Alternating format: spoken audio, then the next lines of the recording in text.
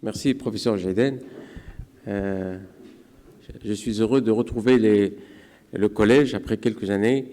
Alors, je rappelle aux résidents qui étaient là que les conditions étaient un peu spartiates avant, pendant les cours de collège.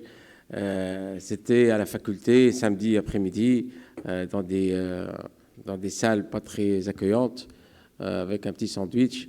Et là, félicitations, je vois qu'il y a beaucoup de progrès et ça permet aux gens de travailler dans de bonnes conditions. La prochaine fois, je pense que ça sera un petit week-end dans un hôtel. Comme ça, ils pourront ramener leurs conjointes. Alors, je vais commencer de là où on s'est arrêté. Alors, parfois, quand on fait une résection de prostate, parfois, c'est souvent, pour certains opérateurs qui ne sont pas très entraînés, on peut avoir l'hémorragie, comme a dit le professeur Nuel. Et on essaie de maîtriser de façon endoscopique, mais parfois, ça ne suffit pas. Donc, qu'est-ce qu'on fait? Eh bien, on est obligé d'ouvrir. Et donc, l'adénomectomie voie haute doit être maîtrisée par tous les urologues. Il y a 20-25 ans, le problème ne se posait pas. Dans le monde entier, tout urologue maîtrisait l'adénomectomie chirurgicale. C'était l'intervention la plus mythique qu'on pouvait apprendre et qu'on pouvait apprendre rapidement en quelques mois. Donc tous les urologues en Costa Rica, à Paris, à Washington, à Tunis, le problème ne se posait pas. Jusqu'à ce que l'industrie débarque et l'industrie fabrique des machines qu'il faut vendre. Alors maintenant, c'est un grand marché. Dr Saad a montré ce matin que ce sera un problème de santé publique, l'adénome. Donc c'est partout dans le monde, avec le vieillissement de la population. Donc l'industrie s'est intéressée à la chose, il y a beaucoup de machines. Ça a commencé par la résection il y a plus de 20 ans, 25 ans. On s'est dit, ça va, on maîtrise la chirurgie, on maîtrise la résection endoscopique, mais ça n'a pas arrêté. C'est l'aquathérapie, c'est l'énucléation laser, c'est l'énucléation plasma. Et quand vous allez maintenant dans les congrès, vous êtes jeune, mais vous allez commencer à aller dans les congrès, vous aurez un peu, comme ça, vous serez un peu timide. Parce qu'on ne parlera plus de la chirurgie ouverte, classique, la bonne vieille chirurgie. On n'osera même plus prendre part aux discussions dans les séances. Parce que c'est considéré comme... il y a la dictature des recommandations maintenant. Donc, celui qui fait la vieille technique, c'est un peu comme des pestiférés. Hein. Et il n'ose plus montrer la tête. On discute plus. Dès que quelqu'un prend le micro fait le AU ou l'AFU pour parler de l'adénomectomie ouverte, eh ben, tout le monde se tourne pour dire mais d'où est-ce qu'il vient? Parce que nous, on ne fait plus ça. Mais en fait, ils n'osent pas dire que leurs jeunes, ou bien moins jeunes qui débarquent, ont oublié de pratiquer cette technique. Cette technique a été délaissée et on va voir est-ce que c'est une bonne chose ou pas. Donc, j'ai commencé par l'exemple où, même si on fait de l'endoscopie, eh bien, pour être tranquille, il faut savoir convertir, il faut avoir maîtrisé la conversion pour sauver le patient. Parce que même si on est virtuose, on ne sait pas sur quoi on peut tomber. Donc voilà, on avait les urologues d'avant et les urologues d'aujourd'hui, mais chez nous, je pense, on ne peut pas se permettre dans un pays qui n'a pas beaucoup de conditions socio-économiques favorables, qui n'a pas beaucoup de plateaux techniques comme on voudrait, on ne peut pas se permettre d'être urologue et de ne pas savoir faire une lombotomie ou bien une adénomectomie chirurgicale. Ça, c'est mon avis. Alors, parce qu'il y aura toujours de grosses prostates, je pense qu'il y en a de plus en plus. Alors, tout à l'heure, Saad a montré qu'il y en a retrouvé dans la littérature que les boissons lactées, la viande, tout ce qui est d'origine animale, poussent la prostate à grossir. Donc, je pense qu'on va avoir de plus en plus de grosses prostates. Donc, comment on va faire? On aura de plus en plus de situations avec des grosses prostates, avec de gros calculs. Eh bien, est-ce qu'on va rester endoscopiste? Parce que là, pour la traiter, il faut 2 heures pour casser les calculs et il faut 3-4 heures pour faire une énucléation laser. Donc, on va passer 6 heures sur un patient, c'est-à-dire les risques infectieux, tout le reste, le coût, l'irrigation, alors qu'en 3/4 d'heure, on fait une adénomectomie chirurgicale. C'est en 3/4 d'heure. Et nous, on appartient à la génération où on s'amusait avant à chronométrer. Et comme tout le monde faisait les adénomectomies, voilà, donc une demi-heure, 1 heure et quart, une demi-heure. Et la communauté de l'urologie maîtrisait l'adénomectomie chirurgicale. Et je pense qu'il faut continuer à le faire. Alors, situation comme ça, avec des diverticules, des calculs. Alors, les calculs de 7 cm. Donc, ça ne va pas disparaître pour nous faire plaisir, parce que nous, maintenant, on devient endoscopiste. La pathologie est de plus en plus historique. Donc, l'adénomectomie, on va parler un peu de technique chirurgicale. Alors, l'adénomectomie, on peut la faire de 2 manières. Soit en traversant la vessie, donc voire transvésicale, soit sans ouvrir la vessie, mais en allant ouvrir la capsule devant la prostate. C'est une technique très ancienne qui donnait beaucoup de mortalité parce que, essentiellement, le problème anesthésique de l'époque, mais qui a évolué avec le temps. Donc on ouvre la vessie, il y a une capsule qu'on va ouvrir et on met le doigt. Alors, moins on la fait, plus elle nous fait peur. Ça paraît une technique barbare, ça fait saigner, c'est difficile. Et parce que, justement, quand on ne la maîtrise pas, on devient dangereux. Alors que, quand on la maîtrise bien, c'est une technique qui peut être banalisée si elle est bien faite. Alors, il faut respecter les règles. Donc, on ouvre la vessie, on met des points de traction sur la vessie, on ouvre la vessie, on entre, on est devant, voilà, cet aspect. On a le trigone et on a la prostate devant nous. Donc, il faut bien faire la cervicotomie au bistouri électrique. Parce que parfois, la muqueuse vésicale, elle est épaisse. Donc, il faut bien l'ouvrir. Même si ça fait un peu saigner, c'est pas grave. Parce que parfois, on a peur de bien ouvrir. Et quand on met le doigt par la suite pour énucléer, c'est là où il y a les problèmes. On se trempe de plan, ça se met à saigner. C'est la merde par la suite. Donc, il faut bien ouvrir la muqueuse vésicale devant la prostate. Donc, on met le doigt, on est fond dans la commission antérieure et on enlève cette prostate. Tout à l'heure, Dr Saadi nous a appris cette histoire de la vraie capsule et de la fausse capsule. Donc, il faut retrouver le plan par rapport à la fausse capsule et on enlève cette prostate. Parfois, on est obligé de céder par un toucher rectal parce que certains adénomes, ils ont un développement endopelvien. Donc, quand vous ouvrez la vessie, vous ne les trouvez pas vraiment en endovésical. Donc, il faut aller les chercher par un toucher rectal, par un aide, qui va soulever cette prostate et faciliter l'énucléation. Alors, ça se termine par la suite par des points d'hémostase à 10 heures et à 2 heures, et parfois on fait un surjet tout autour de la tranche.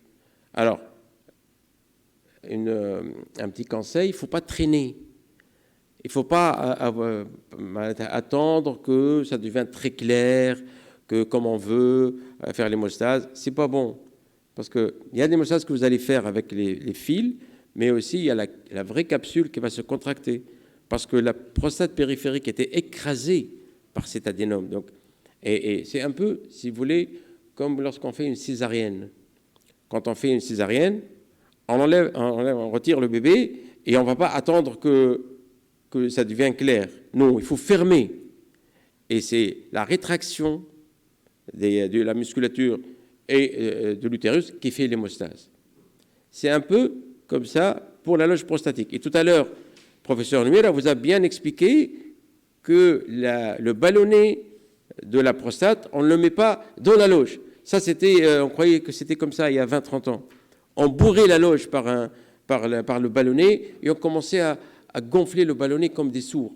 On arrivait à mettre 60 cc comme ça dans la loge prostatique. Alors que ça, c'était antiphysiologique. Et je me rappelle, on passait les nuits et des soirées à décailloter au post-opératoire et à gonfler ce ballonnet, à tracter comme ça sur la sonde. Au fait, c'était faux ce qu'on faisait.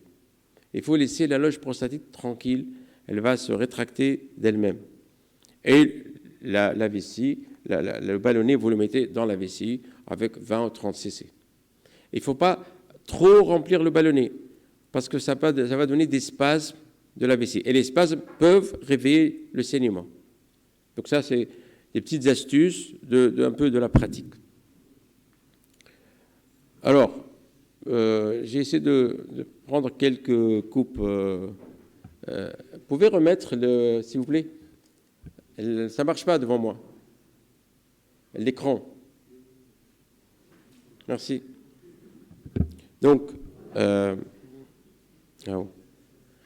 alors, moi je suis un jeune résident. On est 2 résidents, tout seuls. Nous nous avons laissés tout seuls.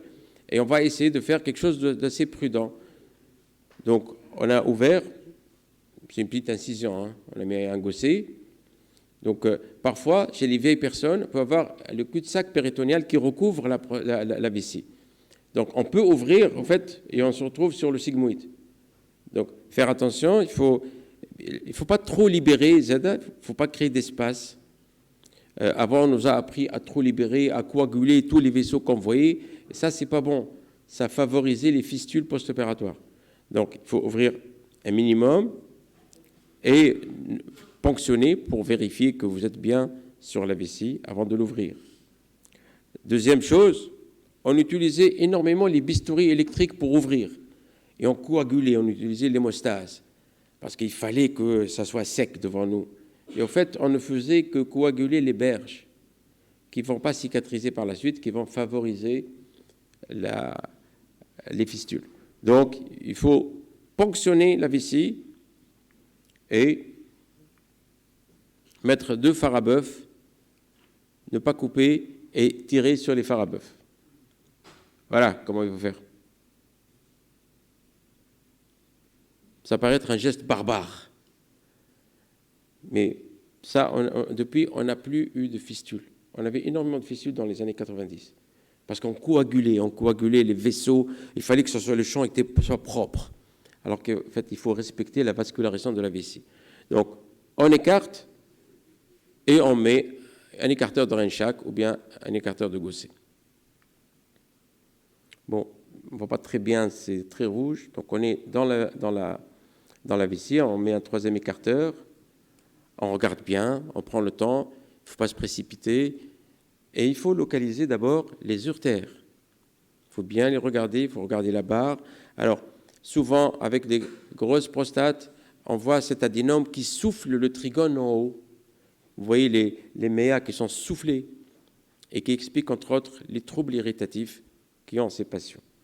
Donc, il faut bien regarder, il faut se préparer. Comme j'ai dit, on ouvre bien la muqueuse vésicale et il ne faut pas se précipiter comme parfois on faisait, on enlevait rapidement les écarteurs et on mettait le doigt.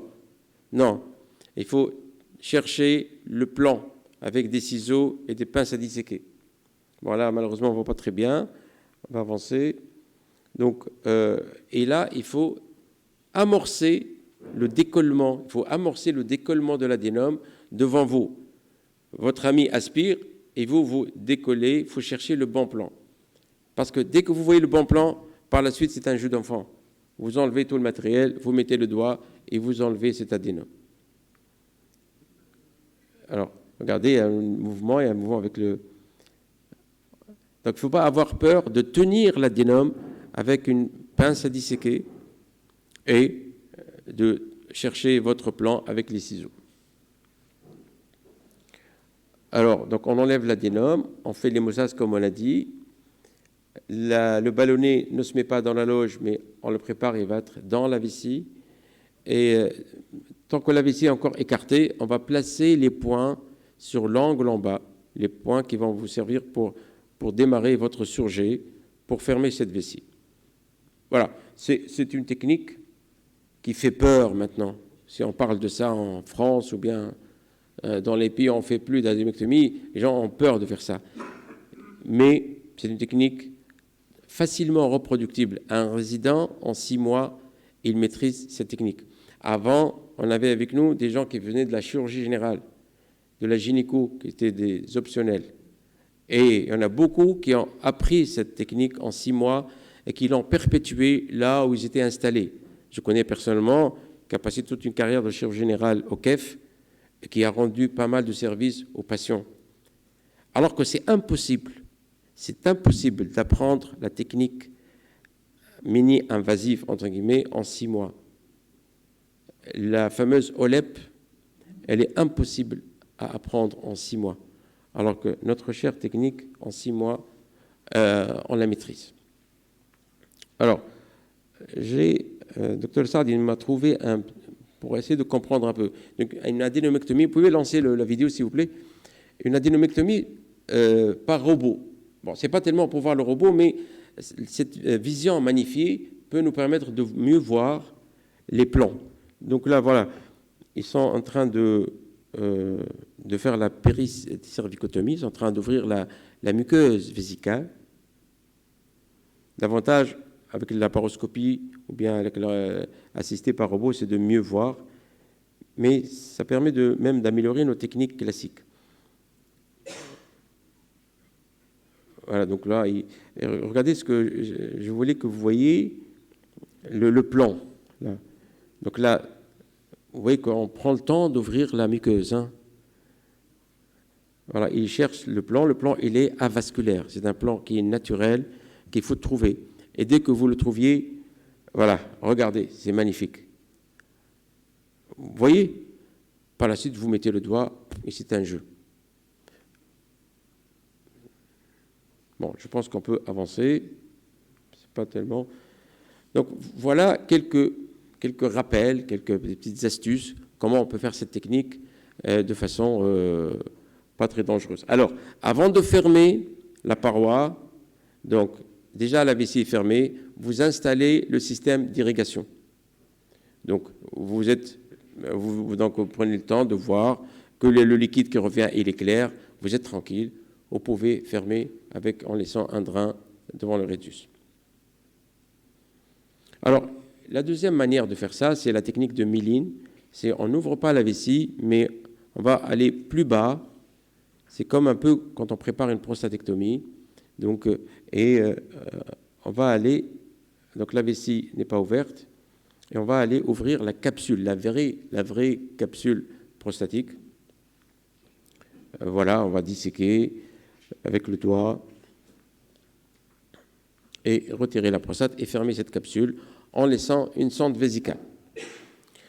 Alors, cette technique barbare, ancienne, qu'on aimerait qu'elle disparaisse, est-ce qu'elle a encore une place? Nous avons la résection endoscopique qui, depuis des années, nous aide énormément, qui est maîtrisée, dont le matériel ne coûte pas énormément cher, mais qui nous permet de résoudre le problème des petites prostates. Pour les grosses prostates, qu'est-ce qu'on va faire? Alors, vous allez voir, dans tous les congrès où vous allez, maintenant, on parle du laser, du plasma, de l'aqua, machin. Il y a toujours de nouvelles techniques. Alors, la dynamique, qu'est-ce qu'on en fait? Alors, pour pouvoir répondre, il faut savoir pourquoi est-ce qu'on va l'éliminer. Est-ce qu'elle est dangereuse? Est-ce qu'elle n'est pas efficace? On va voir. Est-ce qu'elle coûte énormément? Ou bien parce qu'il y a l'effet de mode, il y a les techniques modernes, les gens maintenant entrent sur Internet et quand le patient vient vous voir, il veut telle technique. Donc, si on prend un peu comparativement donc, les chiffres. Les chiffres, qu'est-ce qu'ils montrent? Et là, c'est les résultats à moyen et à long terme de l'adénomectomie. Donc, on voit que l'IPSS, il s'améliore, donc il baisse énormément. Ça baisse de 24,25 à 1,7 et l'effet bénéfique persiste à 5 ans de recul en moyenne. Donc, vous voyez qu'avec le temps, les résultats restent bons, aussi bien la qualité de vie que le Qmax. Alors, ça marche. Diapo, s'il vous plaît. Alors, les retraitements. Le retraitement, à long terme, après cette technique, ils sont de l'ordre de 3,9. Ce n'est pas la rechirurgie, c'est le retraitement, c'est-à-dire redonner aux patients un traitement. Donc après adénomectomie, les patients, on peut considérer qu'ils sont guéris, c'est terminé, c'est un problème qui est terminé. On n'en parle plus. Et ils ne seront plus suivis, ils ne seront plus traités. Exceptionnellement, certains auront besoin d'un traitement, mais c'est exceptionnel. Alors, toutes les études le montrent. Là, c'est une large étude allemande, un peu ancienne, qui montre que le Qmax passe de 10 à 23, que le résidu il disparaît. Là, une large série australienne. Imaginez une série sur 23 000 patients opérés par différentes techniques, dont 2500 opérés par la voie classique. Ça montre clairement que les retraitements avec cette voie sont très faibles. Maintenant, à 8 ans, si vous voyez, 3% des patients seront réopérés. Et il n'y a aucune technique qui donne ça. C'est clair. Alors le problème, c'est quoi? C'est une incision, c'est une petite cicatrice sous-ombilicale qui sera recouverte par du poil. Est-ce que vraiment c'est un problème? Le problème, c'est quoi? Ils disent, oui, la durée d'hospitalisation, bon, on s'en fout. Là, on parle d'années d'effets bénéfiques. Quel est le problème si le patient est resté 2-3 jours de plus à l'hôpital? Et puis chez nous, l'hospitalisation ne coûte pas grand-chose. Bon, il a gardé la sonde 6 jours, d'accord. Mais après OLEP, la sonde, est-ce que c'est vrai qu'il l'enlève le lendemain? C'est pas toujours évident. Alors, globalement, cette technique que c'est Mahdi, Jaïden m'a demandé, je suis le plus vieux, donc tu prends la technique la plus vieille. Bon, finalement, elle est bien. On peut la prendre rapidement. On n'a pas besoin d'un plateau technique, des morcellateurs ou des trucs, ou 20 litres de sérum, du laser, quand il tombe en panne, il faut le réparer en Allemagne, les fibres qui coûtent 3000 dinars, la fibre, les risques que vous a montré, Dr Nouir, les risques de TURP syndrome, les risques hémorragiques. Le TURP syndrome, parfois, c'est fatal. Parfois, c'est des édèmes cérébrales, parfois, c'est des amoroses, c'est des pertes de vue, donc les problèmes infectieux. Alors que là, une technique que nous maîtrisions et qu'il va falloir continuer à maîtriser vous-même, qui est efficace. Alors, est-ce que c'est un problème de sécurité? Est-ce qu'elle est vraiment dangereuse? Et là, on va faire parler la littérature. Alors, la mortalité, il n'y a pratiquement pas de mortalité avec l'adénomectomie. Alors que, chose qu'on sait, les autres techniques, quand il y a des chiffres qui ne sont pas bons, ils ne sont pas publiés. Et nos copains nous disent un peu partout, quand il y a des reprises, parce qu'ils ne savent plus reprendre, quand il y a des reprises, eh ben, c'est le rectum qui s'ouvre, c'est le choc septique, c'est l'AREA. Alors qu'avec l'adénomectomie, vous voyez que pas de complications, pas de mortalité. La morbidité. Alors, diapo s'il vous plaît, ça bloque. Merci. Alors, quand on prend plusieurs séries, avec des séries parfois larges, regardez les chiffres, 1800 cas, 2400 cas, 240 cas, donc ce n'est pas des petites séries. Le séjour hospitalier n'est pas il est en moyenne autour de 7 jours. Transfusion, 1 à 13%. Décaillotage, bon, 0% dans certaines séries. Pratiquement pas d'abcès de paroi. Les fistules urinaires ne sont pas comme on dit. Mais surtout, il n'y a plus d'urgenturie. Alors, chose qu'on voit avec toutes les techniques endoscopiques. Un des problèmes des techniques avec le laser, c'est que par la suite, le malade, pendant des mois et des mois, il va garder des brûlures, des urgenturies, des impériosités, des incontinences par impériosité, des fuites. Alors que, avec la chirurgie, parce que n'oublions pas qu'on laisse l'urètre tranquille. On laisse l'urètre tranquille. On ne passe pas par l'urètre uniquement pour mettre la sonde. Et ça, c'est important. Et pas de TURP syndrome. Il n'y a pas de TURP syndrome en chirurgie ouverte. Donc c'est bien.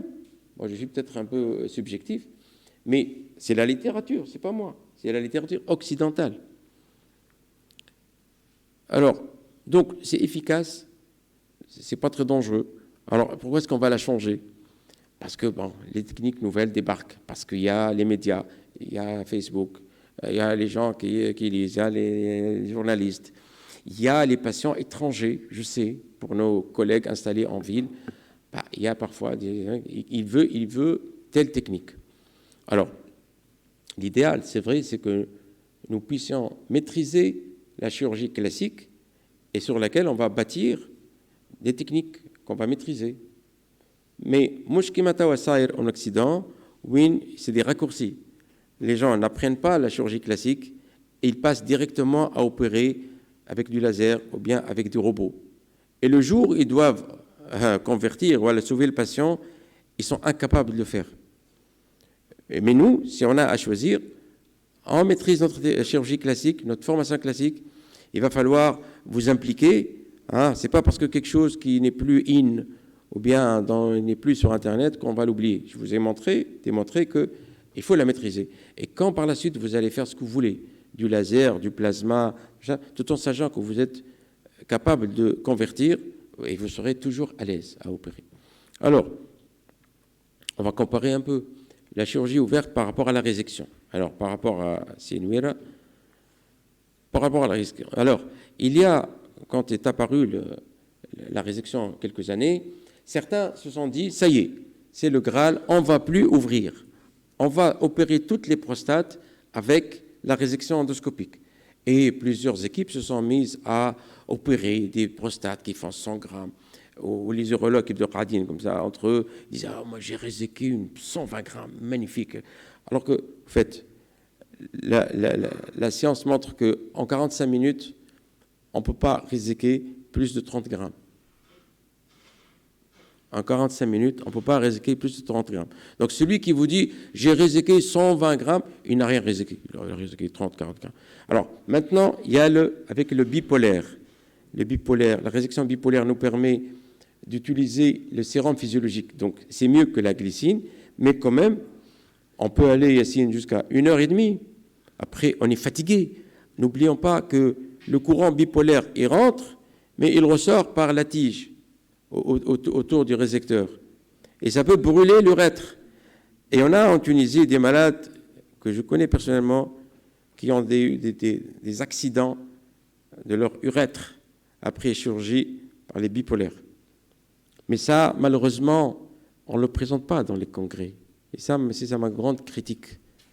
On ne présente que les choses bien, alors que c'est des malades qu'on connaît dans la vraie vie.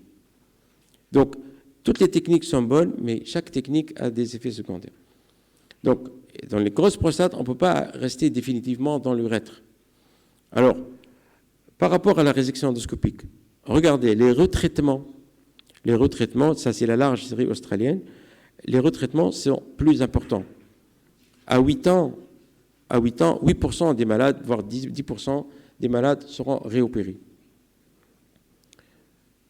Donc, à 8 ans, dans des séries danoises, 12%, 15%, 12% des malades qui sont réopérés. Alors, et c'est surtout quand on a un volume de la prostate qui dépasse 45 grammes. Donc, la résection endoscopique, elle est efficace, c'est une bonne technique qu'on peut apprendre elle aussi rapidement, mais pour les petites prostates. Au-delà de 70-80 grammes, il faut voir autre chose. Donc, quand on a un temps de résection qui est lent aussi, c'est un facteur de complication. Les malades qui étaient en rétention aiguë d'urine et l'âge.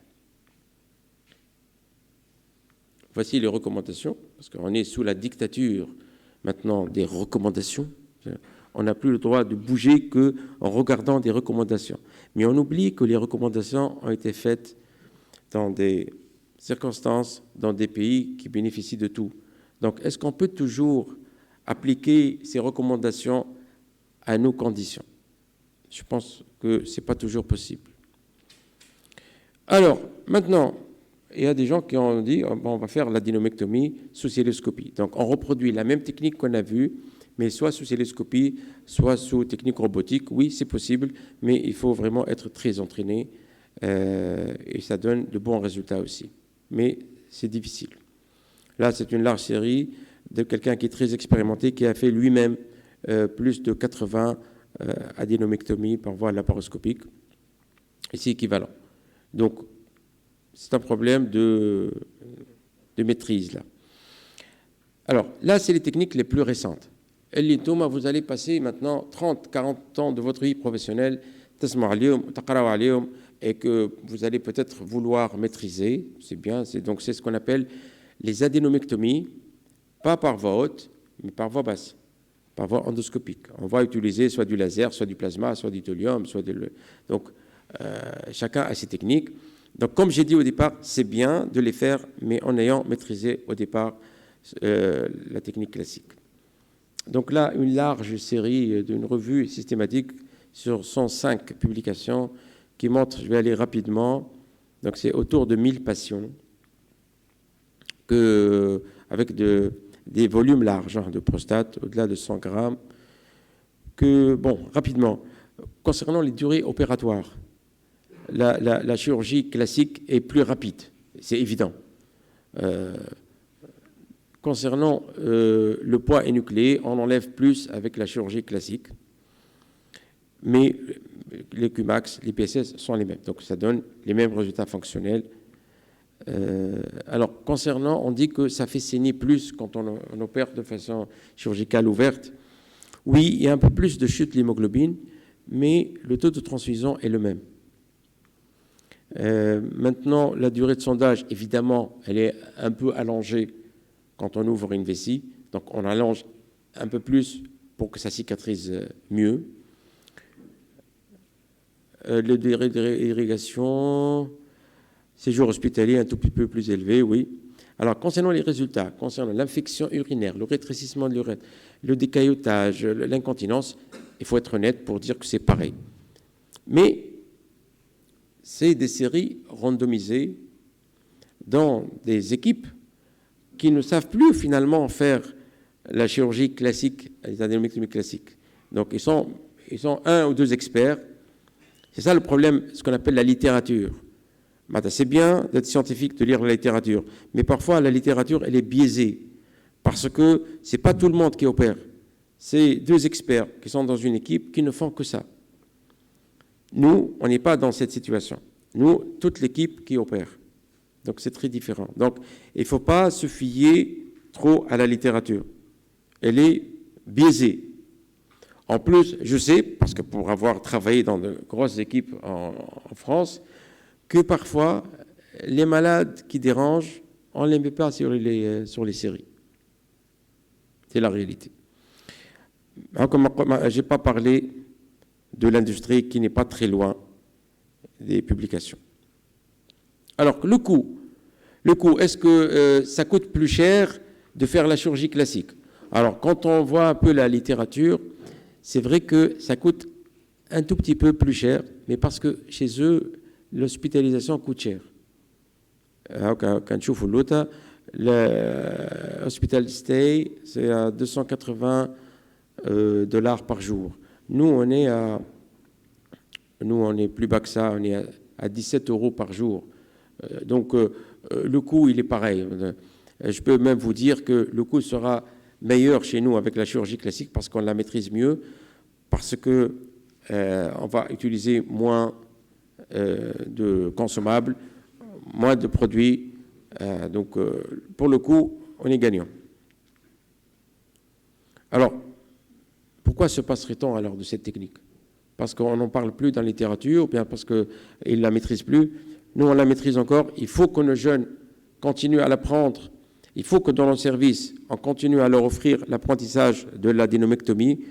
Et vous, les jeunes, si jamais dans une équipe, on vous empêche de l'apprendre, et il va falloir vous se péter et le dire. Hein, ce n'est pas possible d'être un urologue sans apprendre la chirurgie classique. Parce que c'est un entraînement aussi, un autre jour, pour la prostatectomie, pour toutes les fois où vous êtes obligé d'aller dans le résus.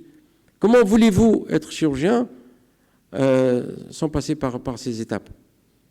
Ou bien ne me dites pas que vous n'allez pas faire les prostatectomies. Eux, ils peuvent faire les prostatectomies sous robot. Ils ont le robot, ils tombent en panne, ils le changent l'après-midi. Nous, si jamais un hôpital achète un robot, malheureusement, il ferme. Et vous êtes en train de vivre ces derniers temps avec toutes les restrictions qu'on a au niveau du sérum, du glycocol. Si jamais on ne maîtrisait pas, nous, ces techniques classiques, on aurait arrêté d'opérer. Parce que ce n'est pas les mêmes conditions socio-économiques. Alors, pour la sécurité, on a vu que c'est une technique qui est sûre. Pour l'efficacité, elle est efficace. Pour le coût, c'est bien. Reste maintenant les moyens modernes. C'est vrai quand on est soumis à la demande des patients qui viennent réclamer telle technique. Parce qu'il n'y a pas de plaie. Bon. Alors que parfois, on s'en fout quand on parle de greffe rénale. Est-ce qu'on parle de plaie? Personne ne parle de plaie. Est-ce qu'une plaie sous-ombilicale pose problème? Quand on fait une césarienne, c'est moderne maintenant, on n'accouche plus par voie naturelle, on accouche par césarienne. La césarienne, il y a une plaie. Mais personne, ça ne dérange personne. Les césariennes, on est le deuxième pays au monde à faire des césariennes. Alors, pour vous dire que cette histoire de plaie opératoire ou de séjour hospitalier, c'est des arguments comme ça. Alors que mon argument, c'est que c'est une technique qui guérit à vie. Choisissez entre 15 ans ou elle m'a bien 3 jours de plus de sonde vésicale. Alors, mais on ne va pas dire, on reste en dehors de la modernité et de la science. Donc, comment est-ce qu'on peut concevoir les techniques nouvelles en Tunisie? Donc, ce sera l'OLEP, la mise en place et les coûteuses. Ça sera que dans quelques centres. Je ne peux pas imaginer réaliser, parce qu'on a essayé, on a vu comment on fait le LEP. Il faut un plateau technique très riche, il faut beaucoup de sérum, il faut un deuxième morcellateur caché, et il faut quelqu'un d'entraîné. Et surtout, nous sommes dans un petit pays qui a des petits centres. Nous n'avons pas ce qu'on appelle the high volume center, qui draine 1000 patients. Nous, à Charles-Nicolle, nous, on fait beaucoup d'adénomectomie, mais on ne fait pas plus de 70 patients par an. C'est ça la réalité. Nous sommes près de 12 millions d'habitants. Donc, on n'aura jamais de grands centres qui nous permettent, comme ça, de nous spécialiser, ou bien d'apprendre comme on voudrait les techniques. Ou bien quelqu'un opère et les autres regardent. Donc ça, c'est la problématique. Le matériel coûte cher. Dans une clinique, ils peuvent l'avoir. Ils peuvent le réparer. Dans les grands centres, ce n'est pas toujours évident. Donc, l'AVH, c'est le standard à garder. Les enfants, il faut l'apprendre. D'abord, sinon, vous avez passé toute votre vie frustré d'être obligé d'ouvrir un patient. Vous êtes chirurgien, avant d'être andrologue, prescripteur d'alpha-bloquant. Donc, elle est facilement reproductible. On peut l'apprendre très vite, très rapidement. La preuve, les gens qui passent 6 mois en chirurgie générale, on est en maîtrise de cette technique. Et ça nécessite une petite boîte de chirurgie et un aide qui peut être un paramédical. Et, autre avantage, on peut l'appliquer n'importe où. On a plein de jeunes urologues qui étaient chez nous, qui sont partis s'installer à Zarzis, au Kef, à Siliane, à Jandoub, à Nouakchott, Mokhtar, tu le connais très bien. Ils font tous des adénomectomies sans aucun problème. Ils résolvent. J'imagine mal, là où ils sont, faire les techniques d'énucléation qu'on voudrait faire. Alors, pour terminer, je l'aurais dit une autre fois, il faut continuer à la pratiquer. Elle est mieux adaptée à nos conditions socio-économiques. Ça nous permet d'atteindre de bons skills en tant que chirurgien. Parce qu'un chirurgien qui ne fait pas de lambotomie et qui ne fait pas d'adénomectomie, comment est-ce qu'il va faire une néphrectomie difficile? Comment est-ce qu'il va faire un prélèvement rénal pour une greffe rénale? Je sais pas, il va apprendre sur les bouquins ou il a fait lors des CEC. Il faut bien qu'il commence. Alors, mieux adapté à nos conditions, ça nous permet de faire les techniques endoscopiques en ayant l'esprit tranquille. On peut à tout moment convertir, ouvrir, résoudre le problème.